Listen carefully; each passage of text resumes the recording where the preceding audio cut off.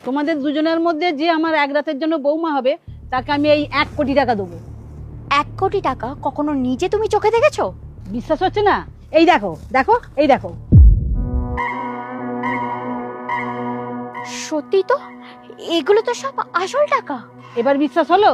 এবার বলো, এক রাতের জন্য আমার বৌমা হবে? আপনি কি ভেবেছেন আপনি একজন মহিলা হয়ে আপনার মেয়ের বয়সী একজনের সাথে এইভাবে কথা বলছেন?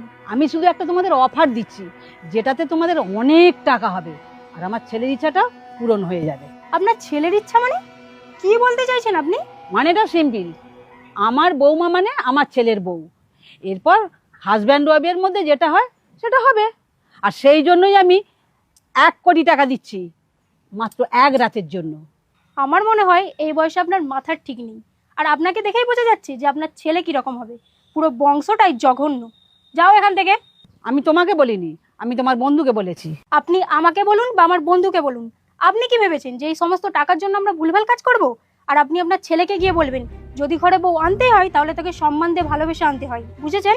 ঠিক আছে, এই অফারটা তোমরা না নিলে অন্যের কাছে চলে যাবে।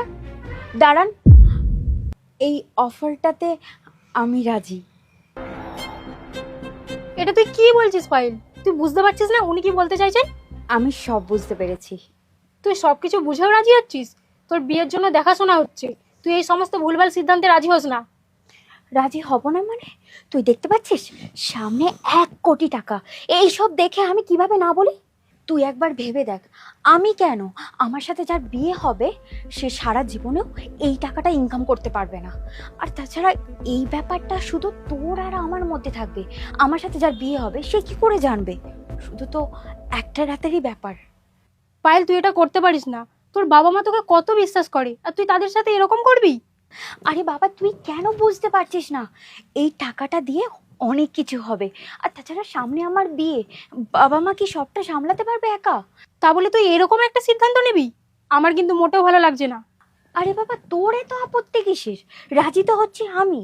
তুই খালি চুপচাপ থাকবি আর কাউকে কিছু বলবি না।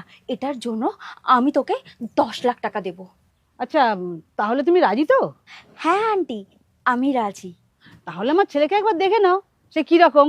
আর দেখার দরকার নেই আন্টি, আমার তো শুধু টাকাটার দরকার। আর তাছাড়া আপনার ছেলে ল্যাংড়া হোক, কানা হোক, খোড়া হোক, তাতে কি যায় আসে? শুধু তো একটা রাতেরই ব্যাপার। বাবু, এদিকে একবার আয়।